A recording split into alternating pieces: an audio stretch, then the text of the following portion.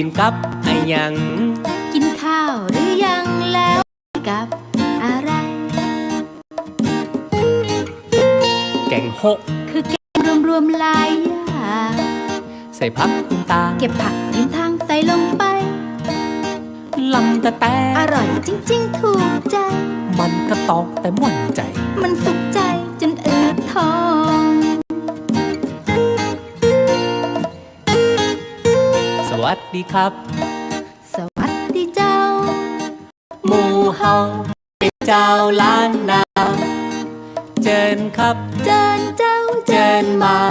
าอูมาจากภาษาล้านนากำเมืองคนขี้จุคือมุสาวาทาไปไก่ตาไปไกลตาอย่ามาหาคนคือคนมีใจให้มาแปลใจเป็นภาษาบอกว่าฮักฉันรักเธอ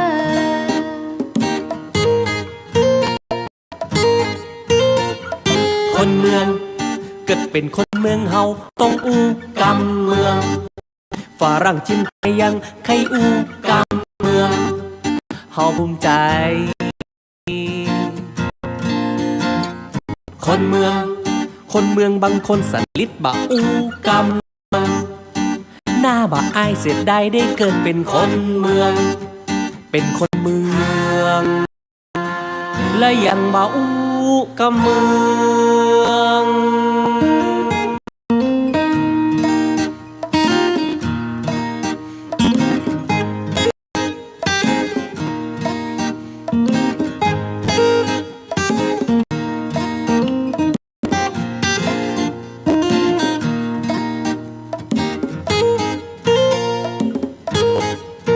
สวัสดีครับสวัสดีเจ้าหมู่เฮาเจ้าล้านนาเจิญครับเจิญเจ้าเจิญมาอูภาษาล้านนากำเมืองคนขี้จุคือมุสาวาทาไปไก่ตาไปไกลตาอย่ามาหาคนใจคือคนมีใจให้มาแปลใจเป็นภาษาบอกว่าฮักฉันรักเธอ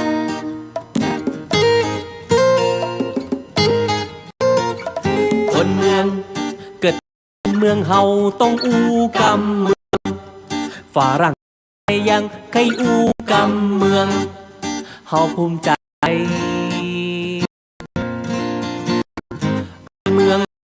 คนเมืองบางคนสันลิดบะอูเมืองหน้าบะอายเสียดายเกิดเป็นคนเมืองเป็นคนเมืองและยังบะอูกำเมืองสวัสดีครับสวัสดีเจ้าหมู่เฮาเป็นเจ้าล้านนาเจิญครับเจิญเจ้าเจิญมาอูมาจากภาษากำเมืองสวัสดีครับสวัสดีเจ้าหมู่เฮาเป็นเจ้าล้านนา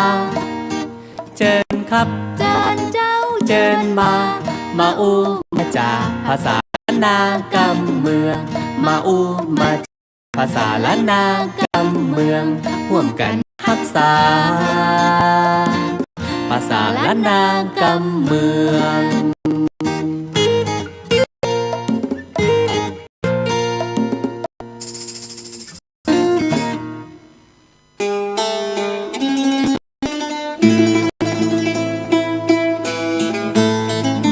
สวัสดีครับผู้ฟังที่ฮักทั้งหลายครับมาฟังรายการเฮามันเน็ตกับ cm77.com นะครับทางวิทยุส่งเสริมพุทธศาสนาและวัฒนธรรมหินเนอร์นะครับ 104.50 เมกะเฮิรตซ์แล้วก็ทาง Facebook ทาง YouTube ของวัดป่าหินนะครับแล้วก็ทาง www.cm77.com วิทยุอินเทอร์เน็ตนะครับวันนี้ผมก็ทำน้อยนั่งอยู่ตั้งนี้วันนี้ตรงกับวันติดเนาะวันติด5เดือนเมษายน 2569แฮม3 ค่ำเดือน7เหนือนะครับ นี่เป็นวันหัวเข้านะครับเป็นวันดีวันหนึ่งเนาะแต่อันที่บดีนี่ก็คือบดีนี้ก็เรื่องราวของฝุ่นเนาะ PM 2.5 ก็ยังปัญหาของบ้านเฮาอยู่นะครับปัจจุบันนี้ที่หลายต่างนะครับโดยเฉพาะทางแม่ฮ่องสอนทางเชียงใหม่ทางเชียงดาวพุ่นนะขึ้น300-400นะครับบ้านเฮานี่ก็ในช่วง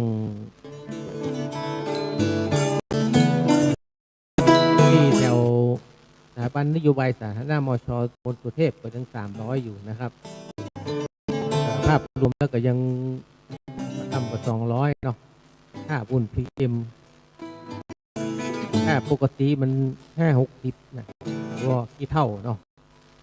วันนี้เขาสูดควันพิษกันทั่วหน้านะครับเพราะฉะนั้นนี่ก็ต้องช่วยกันใส่แมสนะครับป้องกันรักษาตัวเก่าเนอะไปไหนมาไหนก็ต้องใส่แมสนะครับถ้าจำเป็นนะครับถ้าไม่จำเป็นก็ไม่ต้องออกบ้านฟังวิทยุวันค่ำหั่นครับก็ยังที่จะช่วยเนาะช่วยคือเราต้องเราไปออกไปร่างกายไปปะทะฝุ่นนะครับทำให้มีเกิดโรคภัยไข้เจ็บต่างๆนะครับ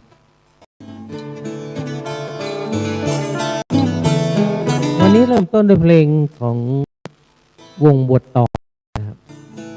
เพลงชื่ออู้กระเมืองกันเตอร์ก็รณรงค์กับเจ๊เอี้ยนนะครับเป็น20 กว่าปีแล้วนะครับของการอู้กระเมืองอ่อนประเดียวนี่ผมไปอู้และกระเมืองก็กระเมืองแม่กระเมืองนะแต่กลายเป็นไทยกันหมดแล้วนะครับโดยเฉพาะตอนในเมืองเนาะนะครับรอบนอกก็เริ่มกระจายห้องแล้วนะต้องช่วยกันอนุรักษ์รักษานะครับเรื่องวันนี้เนาะมันจะหายไปแต้วโดยเฉพาะศิลปะวัฒนธรรมบ้านเฮานะจะช่วยกันอนุรักษ์รักษาเพลงกระเมืองกับฟังกันนักๆนะจ้อยตอนนี้รู้สึกว่าจังจ้อยจังซอนี่งานจะนักกันแต่ละอ่อนตอนแตนที่ไปนั่งฟังนี่บอกให้มีอ่ะมันจะเป็นอายุ40-50ขึ้นอ่ะอ่อนรุ่นกับฟังแรปกันกันยังไงหมอเมืองมันยังบอกอู้เลยนะครับจะต้องการพ่อแม่เป็นพ่อเป็นแม่เป็นอุ้ยเนาะเดียวก็ว่าอุ้ยนี่ใครมีแล้วนะก็จะห้องเป็นปู่เป็นย่าเป็นตาเป็นยายไปเถอะก่อนบ้านเฮามันจะมีหรอปู่ย่าตายายบ้านเฮาอุ้ยหมดอะเดียวก็กลายเป็นติ๊กๆนะโอ้จะว่าใดแต่ว่าก็ต้องชะลอมันเนาะมาให้มันห่างหายไปเมินแล้วกันใกล้ปีใหม่เมืองแล้วเนอะนะครับปีใหม่เมืองแล้ววันนี้วันที่วันติดเดียวจะเริ่มเทศกาลปีใหม่เมืองแล้วนะครับเป็นเทศกาลม่วนของหมู่เฮาเนาะปีบ้านปีกันนะครับไปตะเก้าดำหัวคนใหญ่ที่เคารพฮักนับถือนะครับทีนี้วันพยาวันวันที่16นะครับเป็นวันที่16เป็นเช้าก็ปีก็ยังว่านะครับการล่องวันที่10วันเน่าวันที่15วันที่16เป็นวันพยาวันนะครับย้ำอยู่ตลอดแต่ปฏิทินมันกระด้างนะครับเนี่ยนะครับนิสัยคนบ้านเฮาเป็นอย่างก็จะจู้ก็ปฏิทินนะอันเกิดมากับถึงที่35แล้วอ่ะยังไงอ่ะนั่นน่ะอันกับคืนเฮือนใหม่เนาะวันลอยกระทงก็ต้องต้องปักวันไว้เลยคืนเฮือนใหม่ก็ต้องไปพอวันพอเดือนมื้อเนี่ยมันเป็นดักสูตรเดียวกันหมดนะครับนี่ล้านนานะครับกระตือล้านนานี่อันเดียวกันหมดนะครับเพียงแต่ว่าในสังขารล่องเนี่ยนะครับมันเมินช่วง13-15เนี่ยมันเป็น100 ปีนะครับทั้งไว้ก้อนสังขารล่องวันที่13ไม่ใช่สังขารล่องไม่ใช่วันพยาวันวันที่13ก็มีนะครับมันเลื่อนมาตามจันทรคตินะครับ โหเนี่ยแต่เฮามันบักเดียวเนี่ยคนบ้านเฮามันลึกโดยเฉพาะ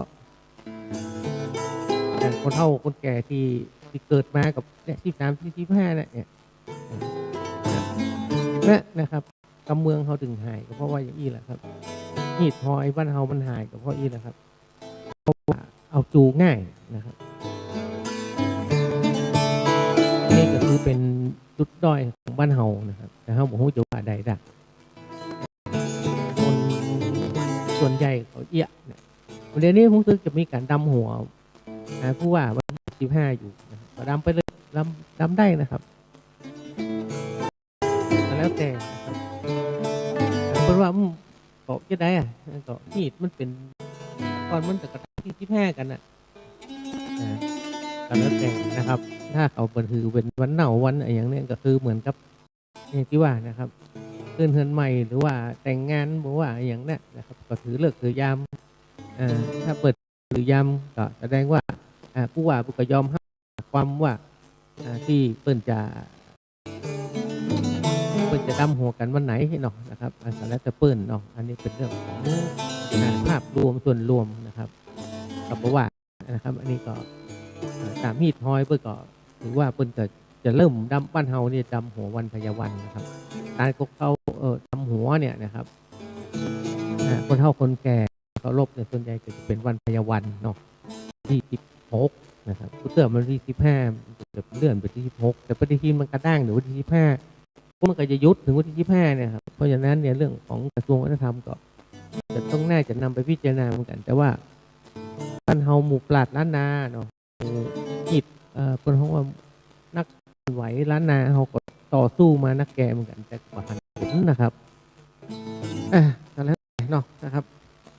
เอาเป็นว่าอู้ถึงเรื่องลูกเรื่องหลานกับห่วงลูกห่วงหลานนะครับผมก็จะเอาละครซอเรื่องฮักลูกห่วงหลานมาเปิดให้กันฟังนะครับในวันนี้นะครับจะฟังจนถึงจบเลยรายการนะครับ46 นาทีไปเนาะครับก็ลาไปก่อนแล้วกันนะครับไปกันใหม่วันศุกร์หน้าครับสวัสดีครับ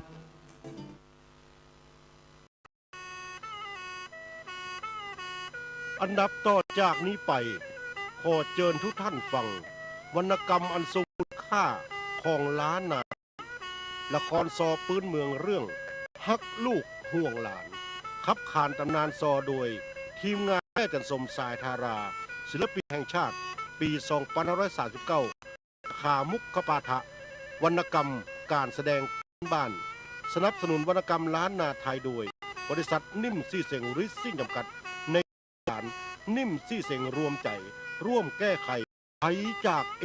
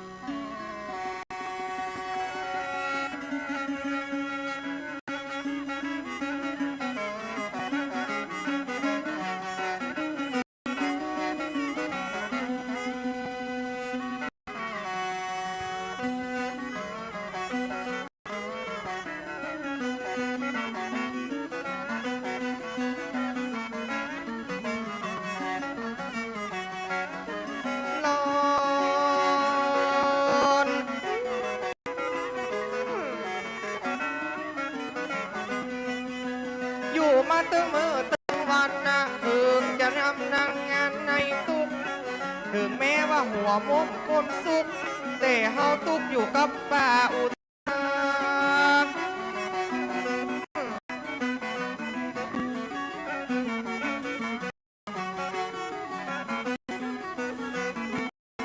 เจ้าเฮยอยู่กับป่าอุตสามาเมินเป็นคนเมืองตั้งแต่น้อย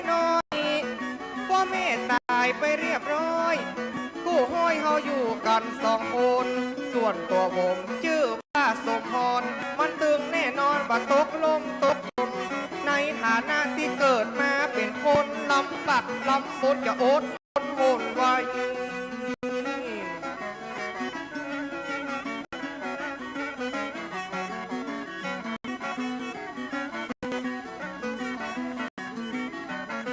บัดเดียวเป็นหนุ่มใหญ่กันขึ้นมาเลี้ยงป้าอุตสาห์อดทนหากิ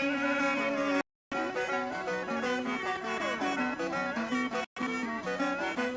มาเกิดเป็นคนมาโดนเป็นมนุษย์นายใครปึดเป็นดินฟื้นฟ้าหัวหายจะยะสั่งอันใดปุ๊บจะตัดตายอดทนเอาแต่บัดเดียวเฮาได้อยู่ตัวหิวโหยมันก็ต้องหาแก้อยู่ตึงวันถึงแม้มันจะเย่แต่ก็เฮาเห็นน้ำคนนี้เฮาจะอดทำงานยะการยะงานเป็นซับที่สี่ขอตัวเฮาแค่ได้เป็นคนดีลังมีสิ่งดีช่วยตุงขอเจริญมีเงินและไปสุขเป็นสุขให้และน้องและน้อง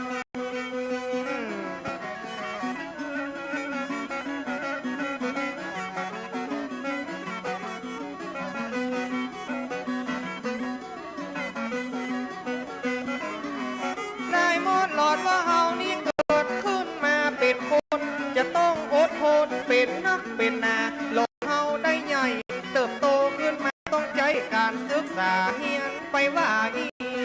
กแต่ขอทำดีสิ่งละที่มีพระโยชน์นี่และน้อยและน้อย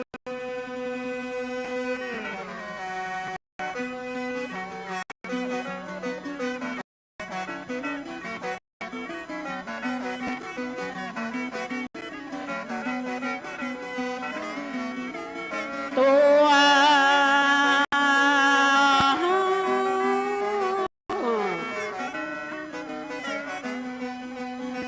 พรได้มาอยู่ตัวป้าก็ขอฮือส่งพรนำมานั่งสองหน้าปัดนี้แม่ป้าก็จะสั่งจะสอน ครับแม่ป้ามีอย่างจะสอนเขาบอกมันเดินเนอะหน้าเนอะ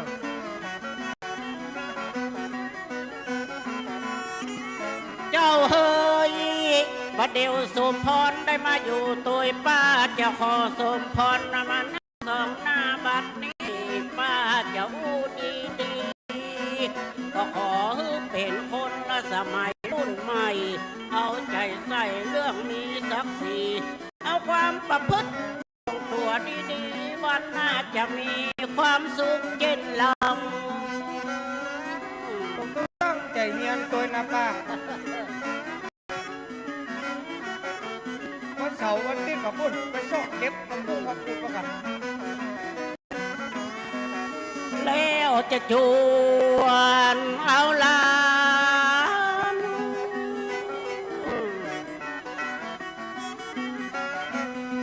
ของป่าวันนี้จะอูดี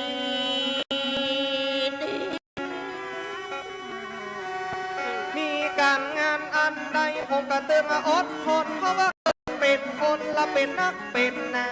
แล้วก็ยังห้ามเรียนศึกษาจะย่างใดจะช่วยเติมช่วยตุ้มหลอนผมเกิดเป็นหลานของป้าอุตสาหนาบุญวาสนาเกิดมามันเซนคุก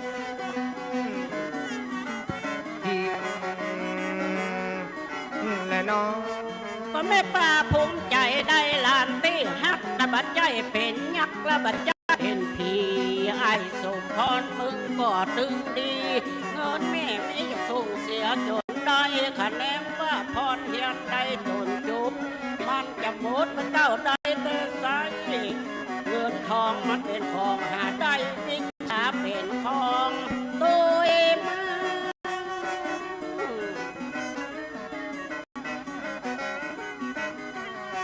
ประเดี๋ยวเฮานี่สองคนหลานป้านะบัดใจว่ามีถึงเนี่ยแห่เฮาก็ถึงม่วนนักแก่แห่เนี่ยกินหนึ่งเข้าป้าแห่คนนี้เป็นคนลำพังเนี่ยเบียกเนี่ยขานกู้ข้ามกู้เจ้า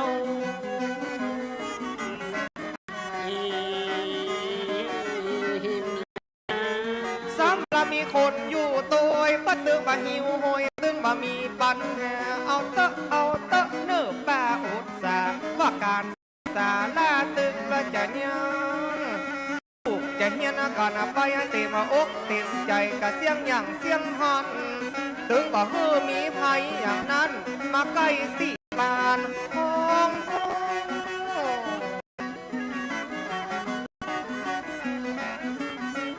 มีตึกป้าเหงอยู่ตึกป้าอุตสาหการศึกษาบ่ฮือมาได้หน่อยเงา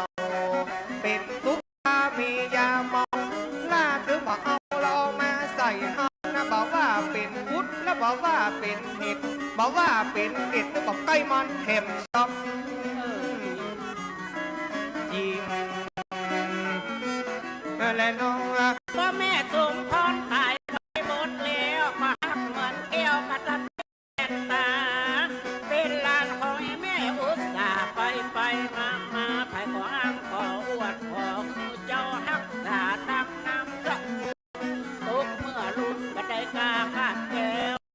วันเดียวก็เฮียมนักเกือบตกเดียวขอฮึดตั้งใจดี ครับผมจะเที่ยวฟังคำสั่งของป้าเนอะ แห่งเดียวก็จะได้จบเร็วหักเหมือนแก้วนะแม่แก่นป่าประเดี๋ยวนี้สมพรซึกษาไปเฮียนมาก็จะจบเร็วเจ้าแม่ทุ่มทีเงินทองเต็มเสียงเป็นกองถึงมาจ้างตา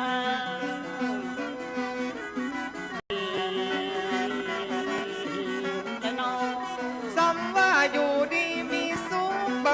ได้ตกก็เป็นนักเป็นนายอู้ก็อู้กันไปสมพรขอบคุณแม่ป้าชุบเลี้ยงลูกหน้ามาเมืองน่าจะเป็นคนเมืองเลิกแต่เลิกผมขอขอบคุณแม่ป้าที่เลี้ยงเอาไอ้ลามาเมือง คนรู้คุณคนเนี่ยตึงกระตุ้มเนื้อพร ถ้าบ่มีป้าผมตึงบ่ได้เฮียนบ่ได้ภาคเฮียนก็เป็นนักเป็นหนาคงบ่ได้ทับการศึกษาคงบ่ได้ละมาอยู่ตีบ้าน ถ้าบ่มีป้าผมตึงบ่ได้เฮียนตึงบ่ได้ภาคเฮียนเป็นคนดีแหมซ้ำกินและน้อง เดี๋ยวถ้าว่าป้ามีหลาน ครับ เป็นคนดีมีจู้เอาก็มาเสียน้ำสกุล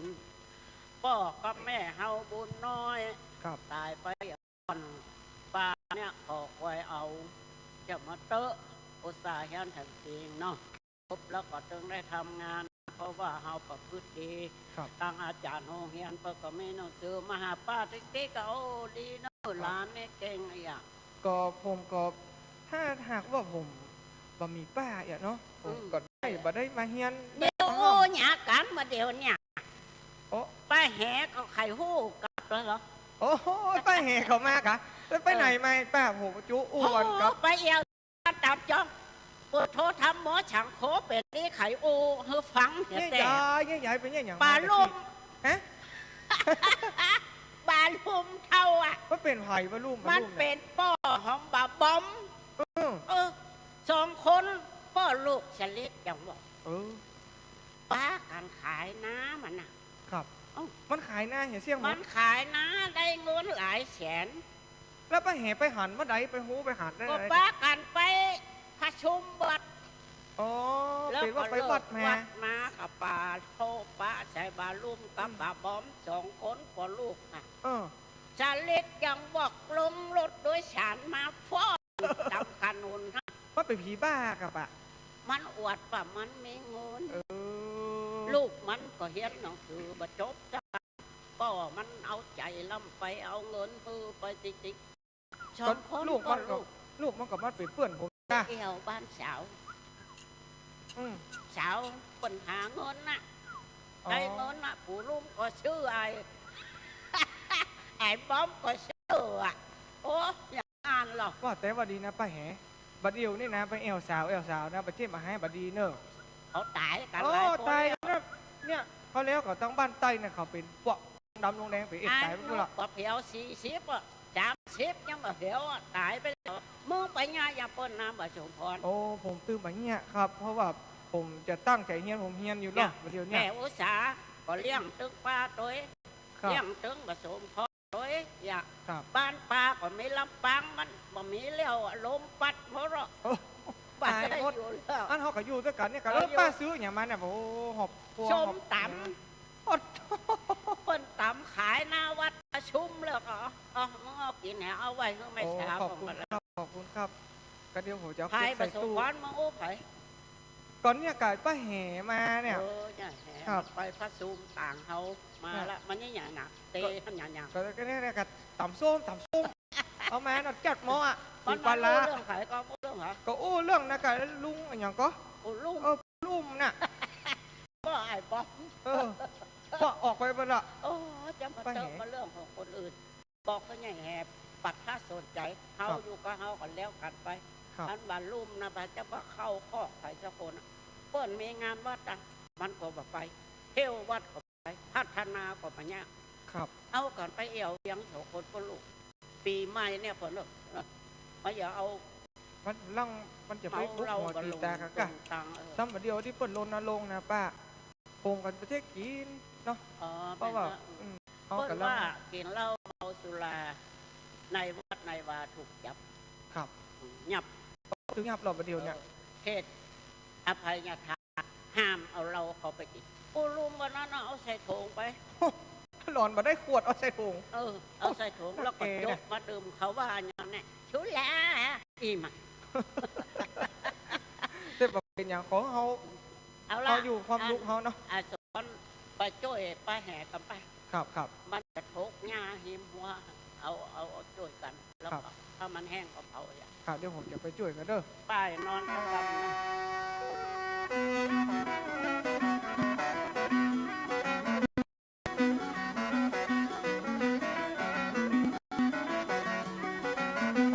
ลกละเล็กก็เชือกเล็กมาจ้างเปิ้นบัดะดึงงังงะตุกงะเจ้าตีกองเขาเป็นแบวน้อยมาซอกหาเงินทองเขาแม่อ่อนจอนเขาตึงซอกละบ่ได้ตูบเอ้ยตูบปอจะยุบเป็นตูบมุงตองกันมีสตังค์ถึงจะแปลงเงินใหม่กันมีสตังค์ถึงจะแปลงเงินใหม่ข้ามไหนเล่งไหนคือประชาชนต้องพอดอก แม่นะบอก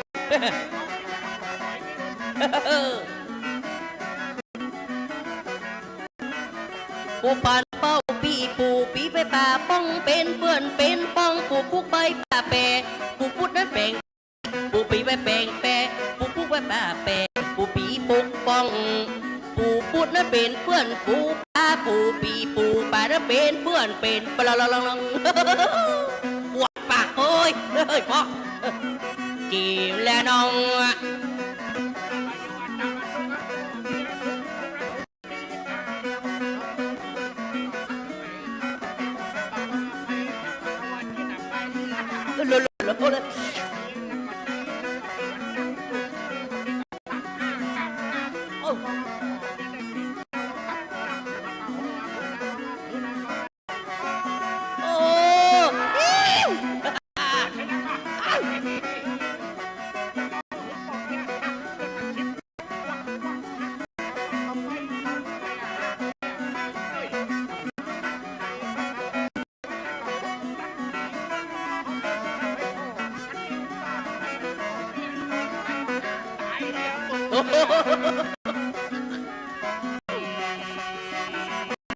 ยังก่อน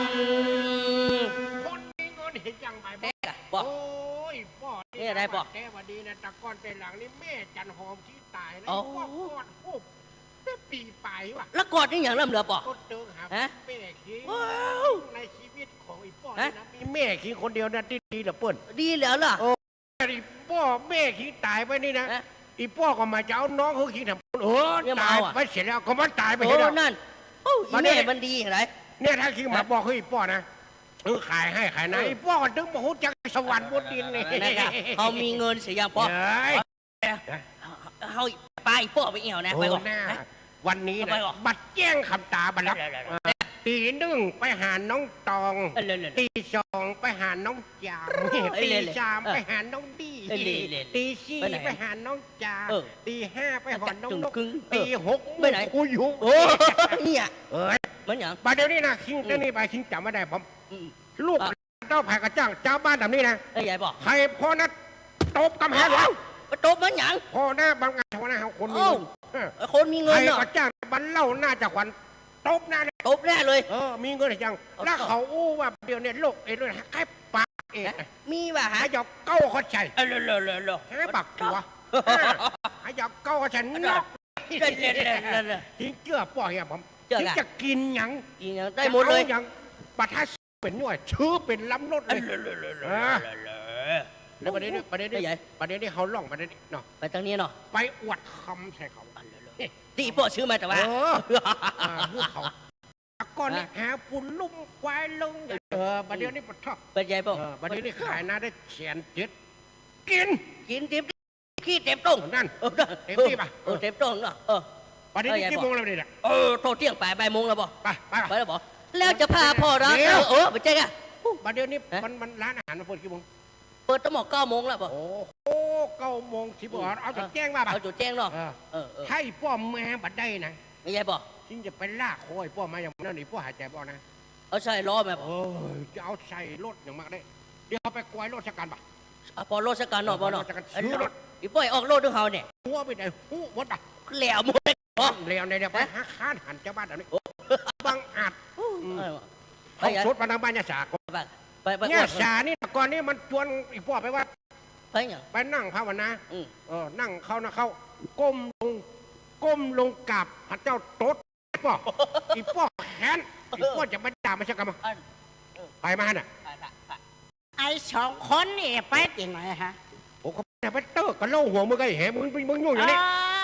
ลุมปะโททำหมอช่างโคเฮียเจ้าไอ้ลูกมึงอะ โอ้ก็ลูกเด็ดมาไอ้นี่เนอะคุณปอมอย่างนี้เดี๋ยวนะไอ้บ๊อบให้ขอยืมเกินให้ขอบุกหน้าเนี่ย มันเป็นคนอย่างใหญ่ โอ้ก็ยังกับพวกมึงไม่ชิดอย่างลูกกูแล้วมึงงามนี่ ปะโทอันงามหาบน้ำแป๋ว หน้าอย่างเกือบควายเก็บได้เหี้ย คนนี่มันเป็นคนดี ดีไหน ใช่คนงงอย่างมึงเขา ก็แล้วมึงมายุ่งอย่างนี้นี่กูจะเอาคำไปอวดชาวบ้านนี่ มึงขายน้ำบะลุม มึงมีปัญญาขายก็ ข้าบะขายอ่ะคนมีเนี่ยแม่อุตสาห์รวยจะตายแล้วไผ่ยังบอกว่าคือมันมึงเขาเนี่ยชักวันนะเนี่ยไอ้ลุม จะไปห้องคุณลุ่ม คุณอ่ะคุณหมา เดี๋ยวเอากระเป๋าปล่อยมาอีเหมึงนี่นะกูนับถือมึงนะถามว่ามึงเป็นลูกจ้างยาสาเนอะกูนี่สตางค์นี่เอา จะ 10,000 บาท มาเนี่ยจะหือสตางค์อย่างนี้มาเอา เอากระจ้างเบากระจ้างแล้วมึงไปไก่เกือบไม่กู บาเดี๋ยวนี้เมียมึงตายบะลุม จะไปอู้เถอะมันอีหอมมันจ่ายไปเมื่อแล้ว แล้วก็มึงมีลูกกับกันคนนี่ มึงจะล้ำเลิกทำไม ไอ้นี่ไอ้บอม คุณบอมชัก โอ้ก็ไปไข่หัวสักวันนี้ไอ้ลุงจะตายรอไอ้นี่ตายตัว เนี่ย แจ้งกันตายป่ะ นี่เคยโดนมึง ก็ เคย สู้เขาไปเอี่ยวเช้า หันแล้วอย่านวดหน้าได้ฟาดเท้าอย่างนี้กันเนี่ยหุ้ย ตายแล้วตายเนี่ย ไปจะไม่เอวนู่นแป้นมันก็ได้หรอกไอ้ มัน ยู ก็ เก็บ ตายฮันแล้วอ่ะแต่ว่าวันเชิญนะ3 ศพอ่ะเอาไอ้มันนั่นน่ะ แฮว่าไอ้บอมอีพ่อวังวดนี่พ่อให้บัตรหวยป่ะผีกันยักอำอะไรจะไปแล้วไปละโจกอย่างนั้น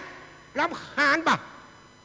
แฮนี่เบื่อจะไปหาของงามของสวยมาเสียผีกันยักวาง อีมันต้องเป็นเรื่องผีฝ่ายนะไป เดี๋ยวมึงเอาสตาร์นี่ไปไปเห็นเลยเอาไปเหียสตาร์ เอามาเนี่ยจะหือของกูนี่หมดเลย ปุ๊กแล้วยังมาเอ็นอยู่อันนี้เหรอ ง่ายก็เนี่ยเห หน้าจะเคิร์ฟห้องน้ำเก่าอยู่ไปคนตุกอยู่คนตุกคนร้อยอยู่คนร้อยไว้ไป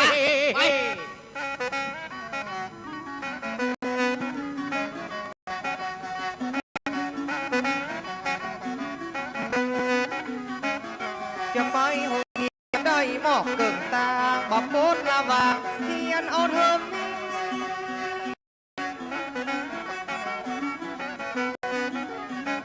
ก็จะตั้งใจเขาว่าไอ้นี่เขารู้บาอาจารย์บอกว่า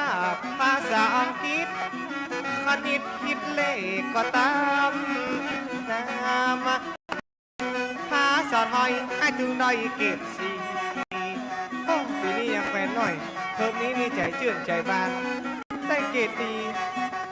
ซ้ำเฮายังม่วนใจเฮียนอันใดก็สำเร็จถ้าหากเราว่าพ้นเทอมนี้มันคงจะดีหายว่าลำบากแต่นะพอว่าได้การศึกษาค้างแหมเทอมกว่าก็จะจบแล้วโอ้บัดนี้เขาอย่างมาสบายใจไปที่ไหนก็จะได้การห้ามการเฮียนข้ามเทอมไปไม่ได้ก็ได้ก็จะจบแล้วโอ้สบาย โอ้อันนี้ว่ะไอ้โชมอน ไอ้มาห้อง ไอ้โชมอนคิงไปได้มาเนี่ยฮะ โอ้สวัสดีเซียว สวัสดี อาจารย์เมินนะ ไปได้พ่อหมาก โอ้ คิงอ่ะ หายห้า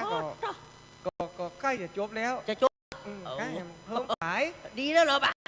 ยิงเยี่ยมด้วยปะ ดีกันได้เกซี่กันนะ รู้แล้ว เอาภาษา ได้เกซี่กันภาษาไทยอ่ะวิทยาศาสตร์ได้หมด ได้หมด ได้หมดสบายมีปัญหาคิงไปนี่ได้ แห่ตุ้มสนใจปะเดียวนี่นะ โอ้อย่างอ้าเนาะ ป่อแห่ไข่ตี้ไข่หน้าได้7 ล้านบนปะ ได้7 ล้าน โอ้เอวอย่างเดียวนะกินลูกเดียวเกลียวลูกป่อปะ บอม ยังปะ เดี๋ยวก่อนคิงฟังฮะก่อนนี่นะไปเฮียนกับครูนี่นะ คู่ยังปะ ก็ครูเนี่ยสังคมอ่ะครูเขาพูดนี้อ่ะป้นสอนมาว่าเฮามีสตางค์มีเงินคำกำเบี้ย มันนี่ เฮาจะต้องรักษาเงินคำไว้ประหยัดอดออมจะไปจ่ายอย่างสุรุ่ยสุร่ายมันจังเสี่ยงนะบ่ะ บ่เชี่ยงป่อแห่มีเงินไปเลอะมันจะเชี่ยงมันดูออกแบบไปเลอะ7 ล้านป่าวะ โอ้7 ล้านฝ่ายหูว่ามัน7 ล้านฝ่ายแต่ว่ากระตือมีวันเสี่ยงเราไปให้หายังมาไว้พ่อก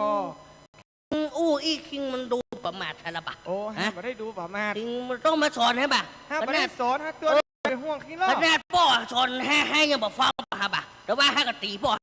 คิงเขาโดนตีกับปะ โอ้ไอ้นี่ ฮะ คิงอย่าไปตีพ่อ นี่คิงตีให้ปะฮะกับปะกับปะ เดี๋ยวก่อนฮิงเอาฮะ เป็นห้าครับ ปะ อันนี้ กับปะฮะ มาตีหลาน เอ้ย กูเนี่ย อย่างเนี่ย ลูกบอลลูมโลนี่ อย่าง อดเจนอดก้า อย่างป้าอย่าง พวกปล่อยให้มันตียังมาได้ยังมาตีมันพ่อง ก็ผมมาที่นั่งมวยครับผมเป็นเฮียนอยู่แล้วมันก็จะเสียประวัติกับ มีเงินสักเท่าใดลำเหลียมาตีหลานกูจะนี่ แล้วอย่างป้าเขาโดนตีกะ โอ้โดนถ้ากำมาลูกไปลุมไปบอกคือป่อมึงมาหนักกับกูจะบุกตีมัน ป้าได้เก็บกับปะ เอามันมุกกูอยู่อย่างนั้นเลยค่ะ ได้ยินได้ตีโคตรเท่าเตะรถเนี่ยป้านี่ไงเนี่ย เต็มที่ชอบอ่ะ ไปละบ่อะไรนะไปละบ่ไปละไปบ่ โอ้ป้า เมื่อมาหน่อยเมื่อจะไปอูกับมัน ป้าอย่ามาเนี่ยแต่งเงี้ยว่า ก็มันของว่ามันจะตีคนเท่าหรอกบอกสักกรรมการก็ถ้าหวบอ้าปากคนเดียวบรรลุมหาละหาเมื่อบานมา ปัจจัยอย่างเขาก่อนนี่ก็เกิดมันไปเมายาเมาเหล้าอย่างแม่ถ้ามันย้อนมาเนี่ยเฮาแล้วมัน7 ปีได้พวก ป้าปัจจัยขวคนลำปางน่ะมึงหูก่อน มันเป็นจะได้ มันกินเล็กได้น้ำเฮ้ย ขนาดนั้นเลยเนี่ย ก็ท่อเขากลัวก็แห้งเอาหนีมาเจียงใหม่มาเจอลูกบรรลุบอกหมอกอวบอบปบพันแล้ว เนี่ยพวกมันว่าปวดเป็นหนีไปผู้ลำเลยน่ะ มาอวบพันละปุ่น มันไปฟ้องป่อ เดี๋ยวป่อมันอยากเอาไปแล้ว ก็มันไปฟ้องป่อมาเสียป่อมันแม่แล้วก็มันเอาเรื่องเอาราว ใครป้าใครป้ามันตีเขาก่อนนี้โอ้ไปกลัวมันแย่เขามีเงินหมดอันน่ะพอโทตำรวจเป็นไผ่อ่ะ 7 ล้านป่ายก็นะ ตำรวจเป็นไผ่มึงหูก็ เป็นไผ่ เปิ้นยับคนน่ะก็ เงียบคนกับเงียบคนไปเสีย ก่อนนั้นเนาะเปิ้น เขามีสตางค์เสียมัน แปลง เอา ตำรวจไว้เอ็นบัดได้เปิ้นยับคนนะมึงให้หูจักก่อ ตึก จั ละ ก เขา ก่อ เพิ่งสำนวนนั่นเนาะ เปิ้นฮักษากฎหมายนะมึงไปนับได้นับลื่นหน้าเปิ้นนะเปิ้นห้ามอย่างคือฟังป่านนี้ชักวันน่าจะโดนนะตำรวจแปรละบัดละ ก็เอาป้าว่าเถอะ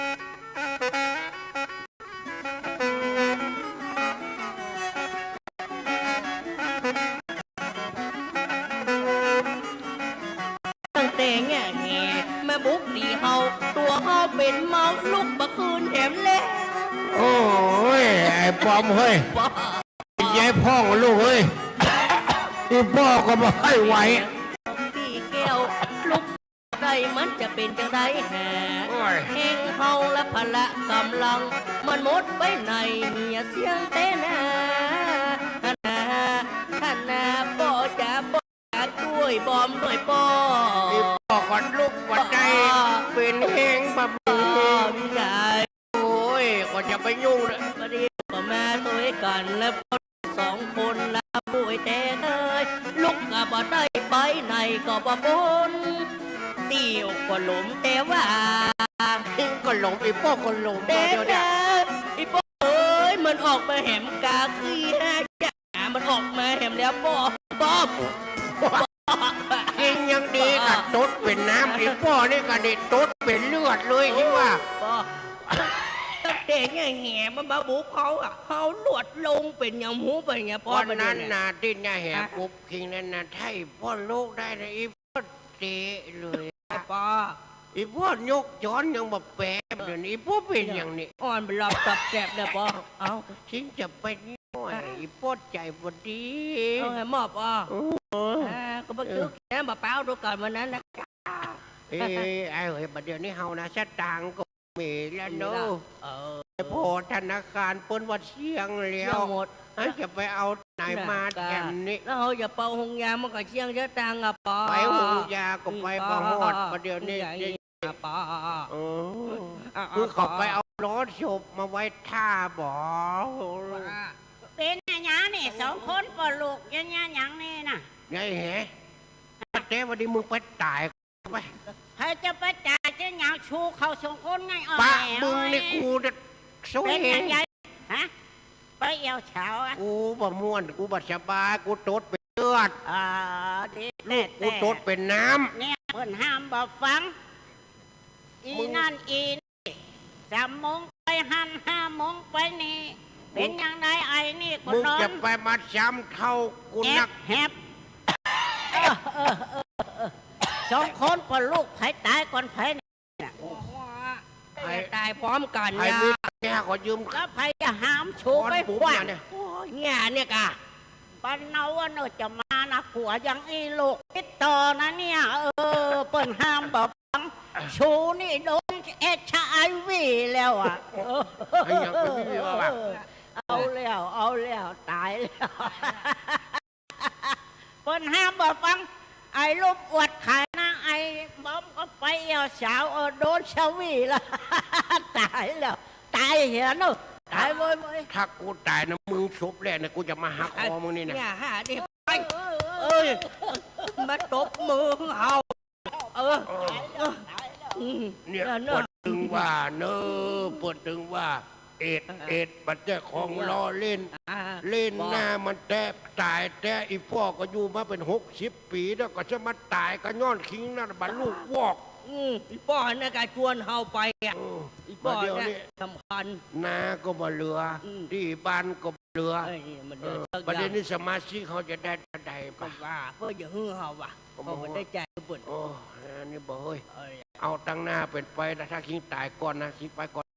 คิงไปกอยมอนนะฮุกนี่นะก็ปิกมาบอกให้พ่อ ก่อ มัน น ถ้า น่า ผม อยู่ ตายก่อนผมก็จะเป็นผีรุ่นพี่เนาะป้อนเนาะถ้าอีป้อตายมารุ่นอีป้อก็เป็นผีรุ่นน้องเนาะป้อนเนาะ โอ้ยกูเนาะ พ่อเอ้ย มันน่าจะมาตายยอดตายหยาบก่อนกูฟังกรรมคนอื่นกูก็บัดตายอะเอ้ยเนี่ยเปิ้นว่าโรคเอดส์จะไปเล่นมันเนอะม่วน5 นาทีนอนกลางจะลีเต้าตายกูลุกมาได้มึงจะมาต้องให้พ่อมึงยังบัดตายด้วย 10 นิ้วขอยกมือสยามเทวา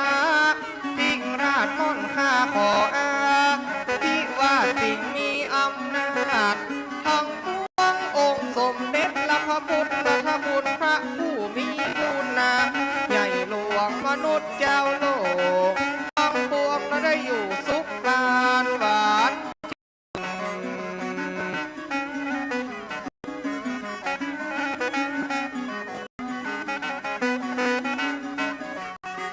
ไว้กุลละพระธรรมขันธ์รวมถึง4 ปันนะ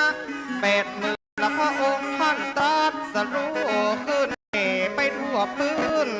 อ่านเปรียบไปเหมือนแสง วิเศษช่วยดับกิเลสตัณหาขอสาธุการวันนาตาสา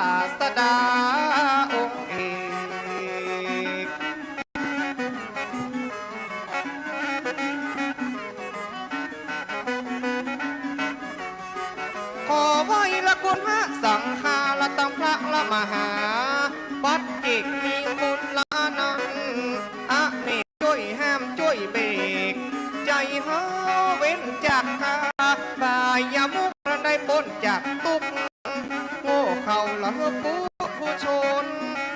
เฮาละหูจักแบ่งเบาหยุด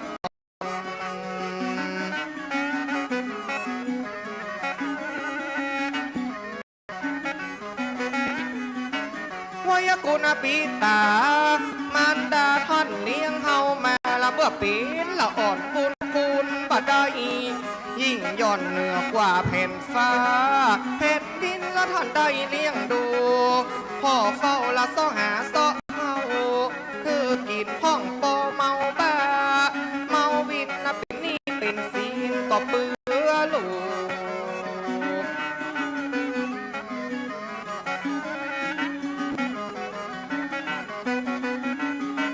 ท่านเป็นพระบูรพาจารย์คอยดัดสันดานท่านปลูกระบะเฮอสิ่งผิดสิ่งผูกสอนเฮอลูกเป็นคนดีและตั้งแต่ลูกเกิดอยากต้องละพ่อแม่ปกป้องคัดสีใหญ่มันมอกขวบมอกปีสอนเฮอฝึกเตียวฝึกหยา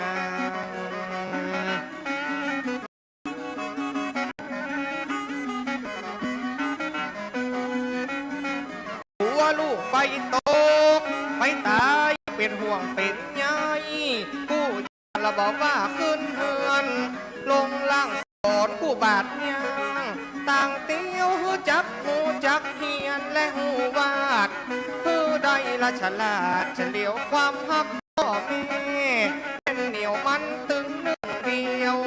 ในโลก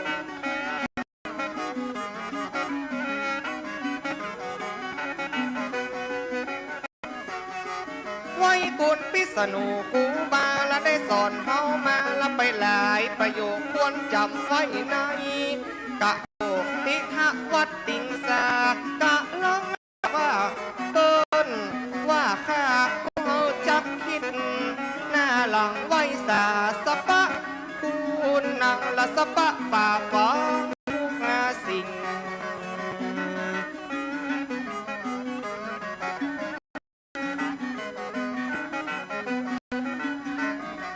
สิ่งศักดิ์สิทธิ์สถิตในตัวตนและจะเป็นมงคลลำยิ่งลูกจะขอไว้ทุกสิ่งและด้วยความน้อมลิงปูดเจ้าไว้เติมเตป่าฮักที่ได้อวบฟักหักษาไว้แถวกุนเข้ากุนนาที่เลี้ยงเฮามาจนใหญ่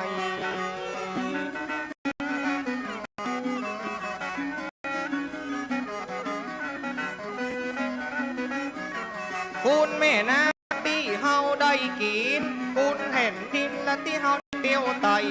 รุกขเทวดาไม่คุณนั่งต่ำใต้นาพระไว้กุลหรือสีป้อเก่ขอท่านแผ่เมตตาขอพระญาปัญญาเมืองสายทาราโลกเรือน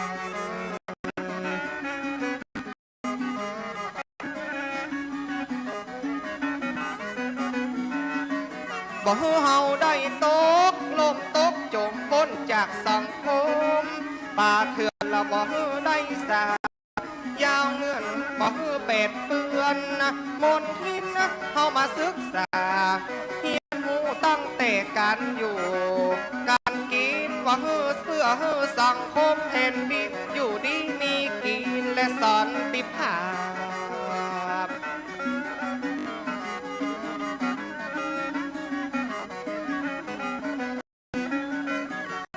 จักหักตัวกลัวตายบ่ได้อ้ายต่อบาปห่วงคิดแบบนี้ตาภาพก็มีเดือดโนโกนั้นละอยู่อย่างสันพันทำมิตรคือปนพิษตะการเฮามาเกี่ยวก้อยประสานอยู่กันเหมือนน้องเหมือนปี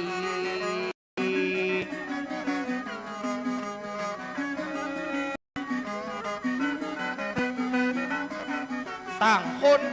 มีน้ำใจเพื่อบ่ฮื้อไผกดขี่ต่างคนก็มีหน้าที่หากินห้องหายผู้มันนะต่างมีวิริยะความเพียรและบ่ได้เบียดเบียนต่อกันสมัยเจ็ดคนโบราณสร้างรักสร้างฐานเพื่อลูก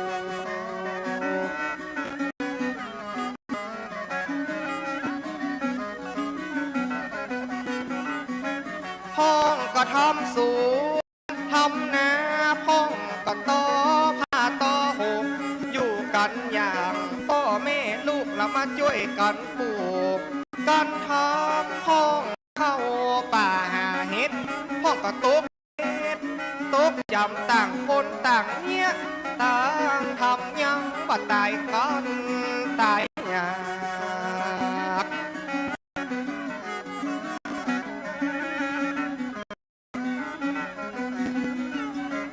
ก็บัดนี้ว่ามันเป็นสมัยเครื่องยนต์ปากันดิ้นรนเพื่อปากปากันมาสู้หน้ากากแต่งตัวจะบินมาขึ้นบนสมัยแต่ก่อนไปไหนเปิ้นก่อเตียวตีนอยู่ไปตามทำตามสินหากินแบบมัจฉาด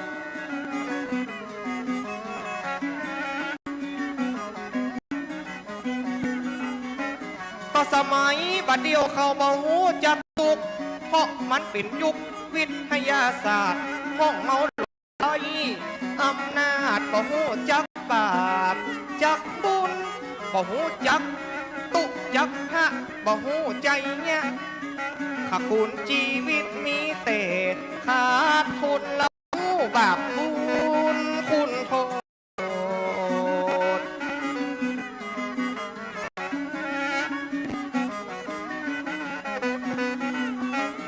มากันเป็นกันตายจิตใจมีแต่เหี้ยมโหดก็โวยหาผลประโยชน์บ่เป็นอันกินอันนอนห้องก็ไปกายาบ้าเลยผู้เปิ้นฆ่าตัดตอนตึงไข่ขอไว้ขอระบาดใจมาสอนมาสั่ง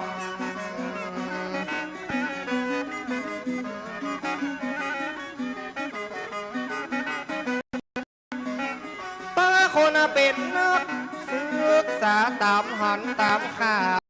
เยี่ยงอย่างหลับไปเสาะขายหุ้นขายห้างอุ่นใจกล้าจ้างรางวัลละลังต้องก็ไปถ่ายแถวหูโป้เอาตัวไปโชว์เปิ้งหันปอต้นเป็นข่าวรายวันเปิ้งจนปอนอนปอเหล่า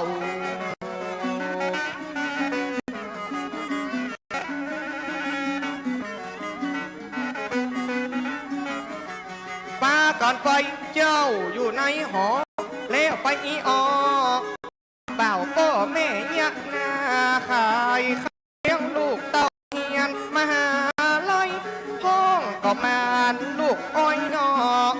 เอ็นดูแม่พ่อเป็นไผ่ลังห้องก็ฆ่า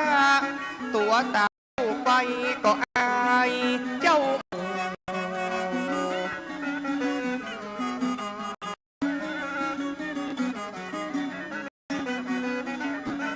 เรื่องนี้เป็นความจริงเกิดแล้วคนคิงบอลหรอเพราะความอายอยากลองอยากเลยตกเป็นข่าวเกี่ยวก้าวปากันไปแอวเล่นไปกินกุ้งเต้นป่าเผาสุดใต้เลยเสียความสาวก็เพราะความเมาเป็นเหตุ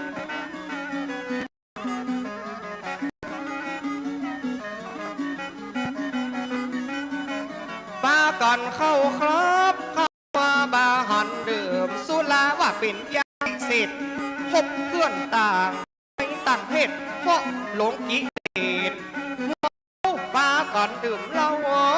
เมาเบียร์มาเล่นเป็นเมียเป็นผัวเพื่อมาสำนึกตัวน้ำตาปวดเจ็บหัวเข่า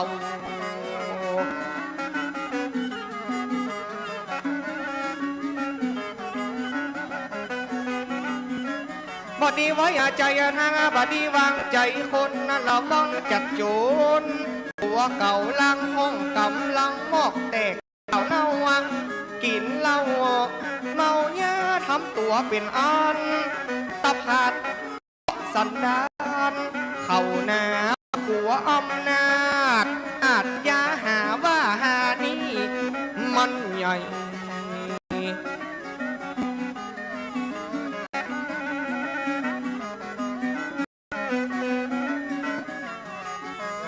เมืองมีคือมีเป็ดช่วยกันดูแลใจใส่ทำเป็นละนักเลงหัวไม้เปิ้นห้องว่าภัยโคมถ้าเฮาช่วยกันแก้บ้านเมืองมีแต่ลมจมทำตัวเป็นเด่นสั่งอาคมชอบปุกระดมเจ้าหมู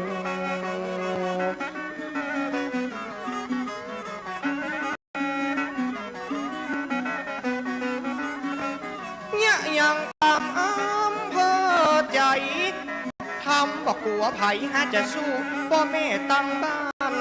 บอกหูนึกว่าลูกคงเฮียนและเอ็นดูพ่อแม่สองเท่าจดว่าจิตเก่าเมาเสียนอุ่นใจว่าเป็นสมูเสมียนส่งเอาเงินเดือนมาเลี้ยงแม่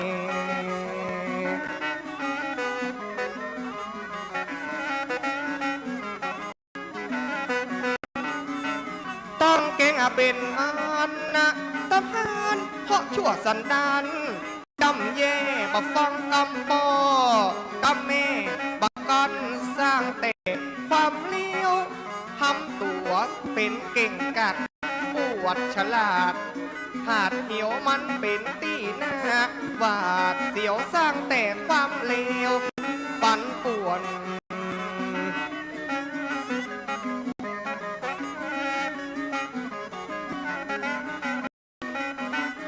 เธอเกิดไว้เนอไว้หนอจับใจจับคอแล้วดีที่ทวนเนี่ยวันหน้ามันจะบ่ม่วนจะตกลงตกโจมบัดนี้ควรจะฟังกำป่อกำแม่บ่ฮือมันเย่ด้านสักด้านสีควรหักฮีดประเพณีตามที่เปิ้นมีเป็นวัฒนธรรมของเก่าโบราณเจ็ดปอดแม่หมอนรักษาตั้งเมื่อไว้รุ่นละอ่อนบ่ฮือสูญหายจากไปถ้าหากศิลปะเฮาโดนทำลายแล้วเกี่ยวน้องเกี่ยวมีแต่เสียใจบทบาทหมายจะขอลาไปจบการบรรยายไป อย่า ก่อน